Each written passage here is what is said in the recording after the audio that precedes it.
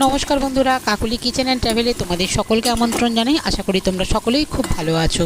আর এই প্রচণ্ড গরম পড়ে গেছে, গরমের মধ্যে কিন্তু তেল মশলা খাবার খেতে একদম ভালো লাগছে না। আর গরম পড়েছে, তার প্রভাবটা কিন্তু আমার ভিডিওতেও এসে পড়েছে।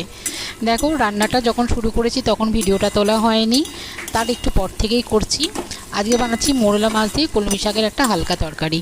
তার জন্য কড়াইতে দিয়েছিলাম সর্ষের তেল, তারপরে দিয়েছি কালো জিরে, কাঁচা লঙ্কা আর একটু পেঁয়াজ ফোড়ন, দিয়ে দিয়েছি কুমড়ো, আলু আর একটু বেগুন। একটু ভাজা ভাজা হতে ওর মধ্যে দিয়ে দিলাম পরিমাণ মতো নুন আর হলুদ। ব্যাস, এই মশলা দিয়েই কিন্তু আজকে আমার কলমি শাক দিয়ে মোরলা মাছের ঝোল রান্না হয়ে যাবে।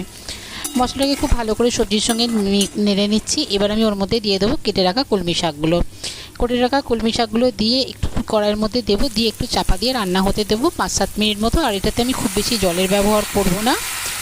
আর এটা কিন্তু গরম ভাতের সঙ্গে এই গরমের দুপুরে কিন্তু খুব, তোমরা কিন্তু রেসিপিটা দেখে অবশ্যই একবার বানিও আর আমাকে কমেন্ট করে জানিও কেমন লাগছে তোমাদের এই রেসিপিটা। মোটামুটি এবার দেখো আমি ঢাকনা খুলে দেখাচ্ছি, শাকটা কিন্তু অনেকটাই নরম হয়ে গেছে। এবার আমি একটু চাপা দিয়ে আরেকটু রান্না হতে দেবো। আর যদি দেখি যে এটাতে জল লাগবে তাহলে সামান্য একটু জল দেবো। আর আমার নতুন বন্ধু, পুরনো বন্ধু, তোমাদের সকলকে অনেক অনেক ভালোবাসা এভাবে আমাকে সাপোর্ট করে নিয়ে যাওয়ার জন্য। তোমাদের ভালোবাসা ছাড়া কিন্তু আমি একটুও এগোতে পারবো না। আর দেখো, তোমাদের সঙ্গে কথা বলতে বলতে একটু মনে হলো জল কম, জলটা আমি দিয়ে দিলাম। আর মোরলা মাছটা কিন্তু আমি আগে থেকেই ভেজে রেখে দিয়েছি নুন হলুদ মাখিয়ে। সেই মোরলা মাছটাই কিন্তু এবার আমি দিয়ে দেবো।